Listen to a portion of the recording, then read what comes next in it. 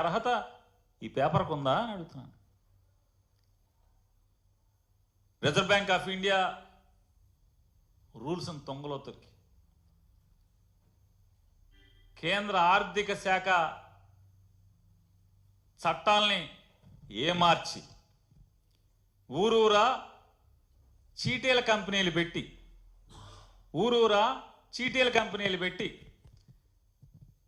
ఆ చీటీల కంపెనీల ముసుగులో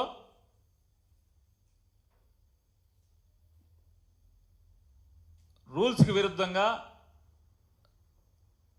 దొడ్డిదారిన దొంగతనంగా ఫిక్స్డ్ డిపాజిట్లు పోగేసి వాటిలతో మీరు ఎంత పెరిగి ఎంత ఎదిగి మీరు ఈ ప్రపంచంలో ఈ సమాజంలో అందరికీ నీతులు చెప్తారు.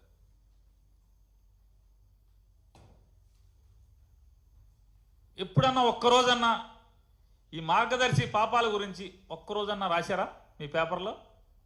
ఒక్కరోజు ఇది తప్పు అని, మార్గదర్శి చేసింది తప్పు పాపం అని ఎప్పుడన్నా చెప్పారు ఎవరికన్నా? ఏ రోజన్నా రాసుకున్నారా మీ గురించి? మీరు సమాజానికి నీతులు చెప్తారు ప్రతోడికి. భలే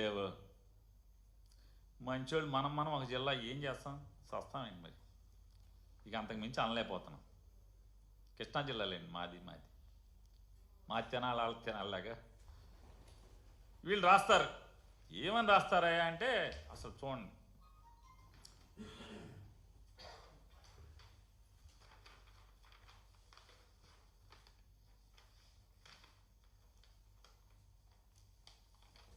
(28/10/2024) అక్టోబర్ 24వ తారీఖున నారా చంద్రబాబు నాయుడు గారి ట్వీట్ కూడా అది కూడా ఈనాడులో వచ్చింది.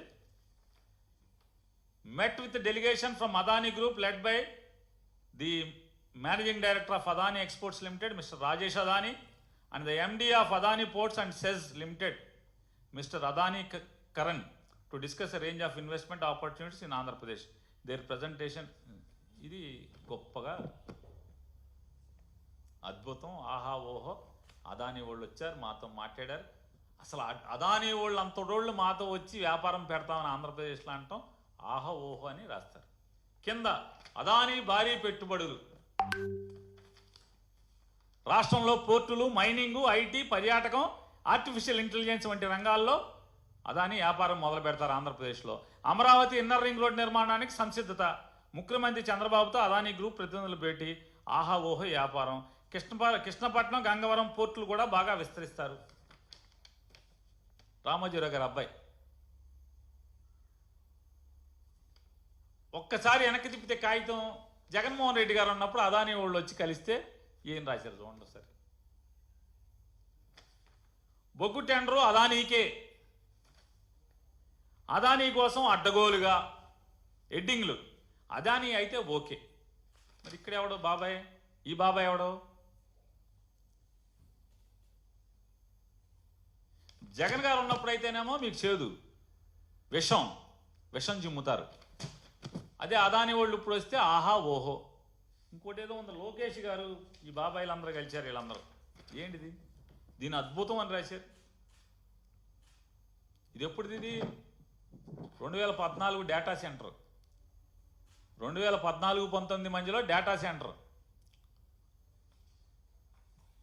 మళ్ళీ కొత్తది డేటా ఏపీకే, అదే అదానీ. వీళ్ళు రాస్తారు అదానీ సంస్థల చైర్మన్ గౌతమ్ అదానీతో ఐటీ ఎలక్ట్రానిక్స్ శాఖల మంత్రి లోకేష్ ఏపీలో పెట్టుబడులు కట్టుబడ్డాం. కొంచెం కూడా సిగ్గుపడరు. అరే అప్పుడు అలా రాశామే, ఇప్పుడు ఇలా రాయిచ్చా, రాస్తే ఏమని అనుకుంటారేమని. ఎవడేమనుకుంటే నాకేంటి, సిగ్గిడి చేశాం. విశాఖలో క్లౌడ్ సిటీ, అదే జగన్మోహన్ రెడ్డి గారు ఉంటే అదానీకి 60 ఎకరాలు.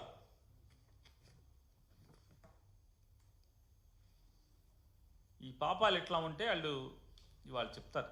ఏం రాస్తాడంటే ఆయన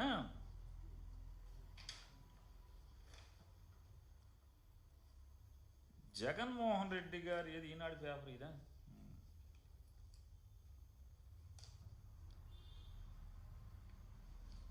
జగన్మోహన్ రెడ్డి గారు